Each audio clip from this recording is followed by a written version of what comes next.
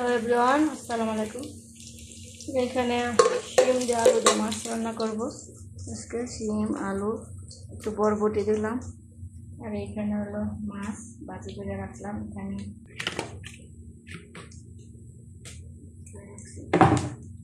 মরিচ, কাঁচামরিচ, শুকনা মরিচ, পেঁয়াজ, টমেটো,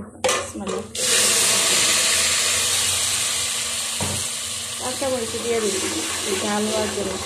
শুকনা মরিচের ঝাল কম। লবণ, গুঁড়া, মিষ্টি মশলা, হলুদের গুঁড়ো কষিয়ে নিলাম, দিয়ে দিলাম। এখন কষাবো, নাড়াচাড়া করে দিব। তরকারি কষিয়ে নিলাম, এখন ঝোল দিব, মাছ দিব। মাছ দিলাম, একটু টমেটো দিলাম।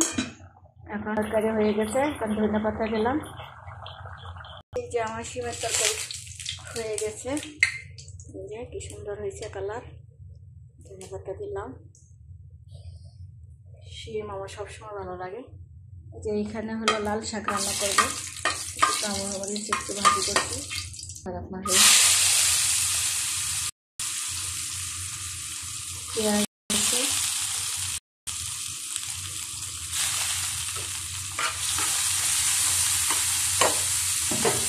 লবণ দিলাম।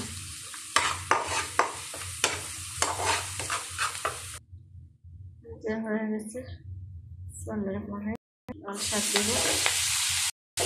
সুন্দর কালার, এই কালারটা দেখলে ভালো লাগে।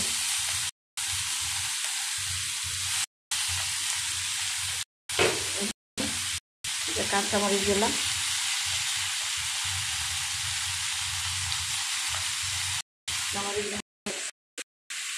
এখন দেখে দিব।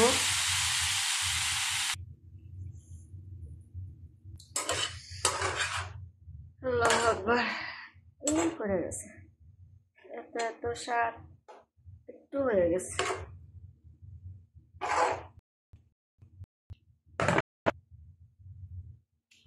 এই যে দেখেন কি সুন্দর টক টক করছে লাল শাকটা।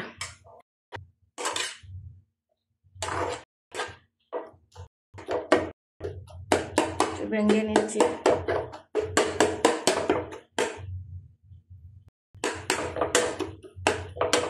শাক ছিল হালকা করে, শাকে একটু বেশ করলাম। গরম করবো লাল শাক, টমেটো, শিম,